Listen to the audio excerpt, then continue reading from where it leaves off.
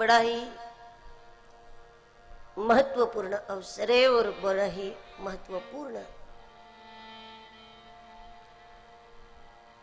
क्षण है हमारे जीवन का।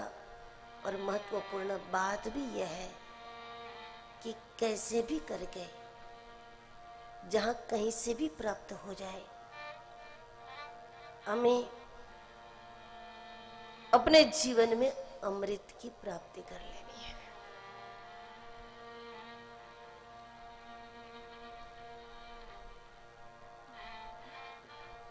इसके लिए यदि प्रयास न किया, जीवन को अमृत बनाने का, दिव्य बनाने का,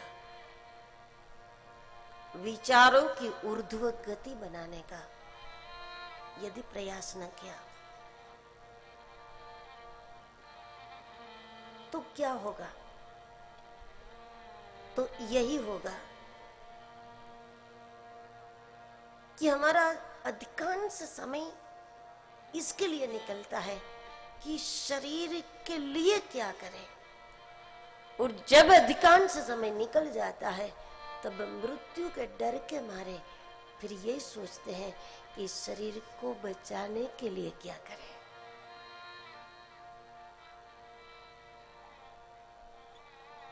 पचास, 60, 70 तक तो शरीर को मजा देने के लिए क्या करें, शरीर को सुख पहुंचाने के लिए क्या करें, उसी में 50-60 निकल जाते हैं। और जब शरीर बिगड़ता है फिर शरीर को रखने के लिए क्या करें, शरीर को बचाने के लिए क्या करें, सुरक्षित रखने के लिए क्या करें, काल को भगाने के लिए क्या करें। अब ये देखो, दोनों ही बातें ऐसी हैं कि उसमें हमको कभी सफलता मिलती ही नहीं, क्योंकि शरीर को मजा देने के लिए लाख प्रयास करोगे, लाख प्रयास करोगे, ये तो मांगता ही जाएगा, मांगता है, और मजा कराओ, और मजा कराओ, और मजा कराओ।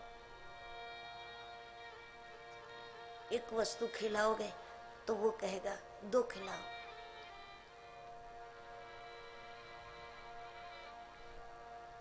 एक अच्छा सा मकान बना दोगे शरीर को, शरीर ये चाहेगा मुंबई में भी एक बना लो, अहमदाबाद में भी एक बना लो, दिल्ली में भी एक होना चाहिए। कितना भी कुछ करो इसके लिए, इसका अंत नहीं है।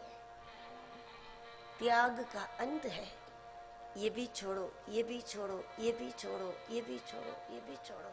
ऐसे छोड़ते छोड़ते छोड़ते छोड़ते एक अंत आ जाता है। जब छोड़ने के लिए कुछ नहीं बचता तब एक बात आ जाती है, लेकिन ये भी चाहिए, ये भी चाहिए, ये भी चाहिए, ये भी चाहिए, इसका कोई अंत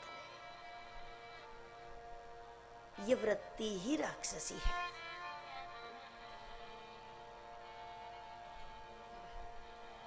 चाहत का कोई अंत नहीं होता, और अंत नहीं होता इसलिए शांति नहीं होती।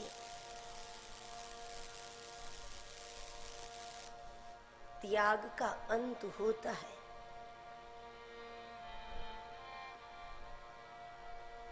जब आप ये सोचो कि ये वाला सुख अगर नहीं होगा तो इससे थोड़ी हम मर जाएंगे, इसके बिना भी चल सकता है, इसके बिना भी चल सकता है।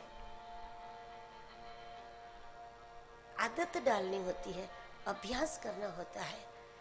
तो देखो, संत विभूतियों को एक वस्त्र शरीर पर नहीं होता तब भी हमसे तो ज्यादा ही मस्ती में होते हैं, हमसे तो ज्यादा ही आनंद में होते हैं। जो आनंद संत फकीर करे ऐसो आनंद नाही अमेरी में। क्योंकि त्याग करते करते करते इसका कोई अंत होता है, लेकिन ये भी चाहिए, ये भी चाहिए, ये भी चाहिए, ये भी चाहिए, अंत है कोई इसका? ये राक्षसी वृत्ति है। संतों के दर्शन करते करते हमें प्रेरणा लेनी चाहिए।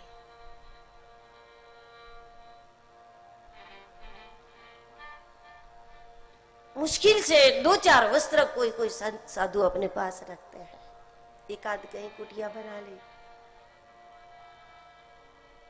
किसी प्रकार का वो ठाठ उनके पास नहीं जो हमारे पास है और जिसको हम बढ़ाते जा रहे हैं। लेकिन फिर भी आनंद की स्थिति को देखा जाए तो जो आनंद उनको हो रहा है वो तो हमको बिल्कुल नहीं हो रहा। तो मतलब ये है कि ये चाहत आनंद का मार्ग नहीं, शांति का मार्ग नहीं।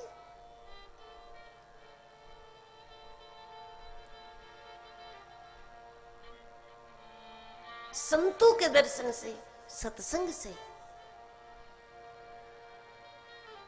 हमें अपने इस विचार को दृढ़ करना है कि कहीं ऐसा न हो जाए कि अधिकांश समय इसमें लग जाए, शरीर के मजा के लिए क्या करूं और बाकी का समय काल से बचने के लिए क्या करूं। क्योंकि जब मृत्यु का डर सामने आता है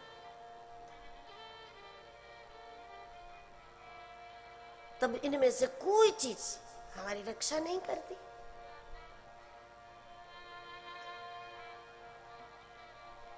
जिसके लिए हमने पूरा पूरा समय लगा दिया, 50-60 वर्ष महत्वपूर्ण समय हमने जिन चीजों के लिए दे दिया, लेकिन इनमें से कोई चीज इससे हमारी रक्षा नहीं कर सकती।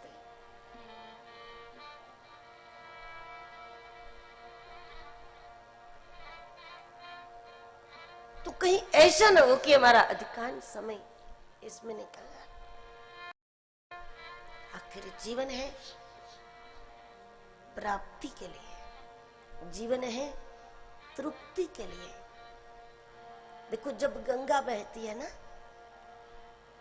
तेज धारा होती है गंगा के, और गंगा के तट पर जो कोई जाता है उसकी प्यास बुझती है ना, उसको शीतलता मिलती है, उसकी प्यास बुझती है।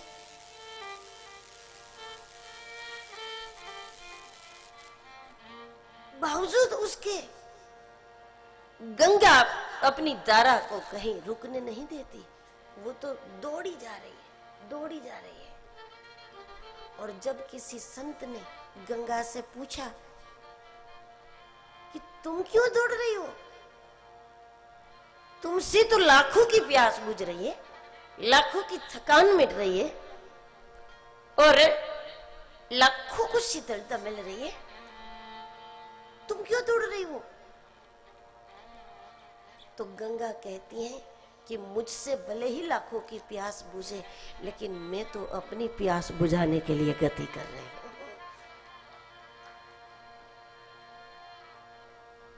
मुझ में डुबकी लगा के हजारों की थकान मिटे, ठीक है, लेकिन मैं इससे संतुष्ट नहीं हूं। मैं तो अपनी थकान मिटाने के लिए महाधारा को मिलने जा रही हूं। और गंगा की अपनी थकान तब मिटती है कि जब वो महाधारा से मिलती है, अपनी प्यास तब बुझती है जब वो महाधारा से मिलती है।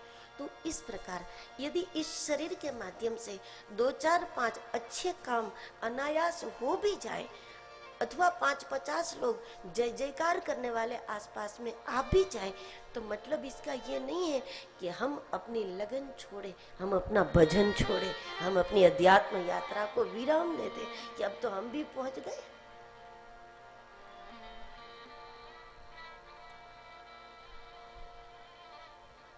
खुद को पहुंचा हुआ जो समझता है व्यक्ति, उसी में बहकाव आ जाए,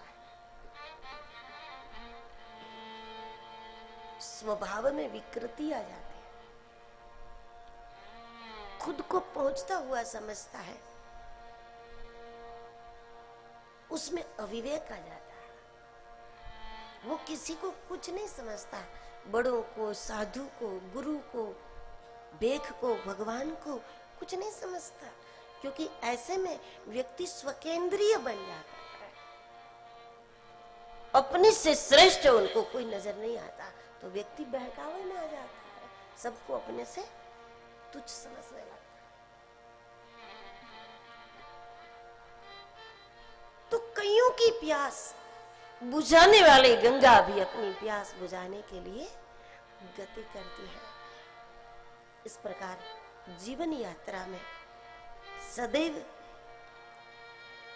परम लाभ प्राप्त करने की जिज्ञासा होनी चाहिए। जीवन में कुछ हासिल किया हो तब भी, न किया हो तब भी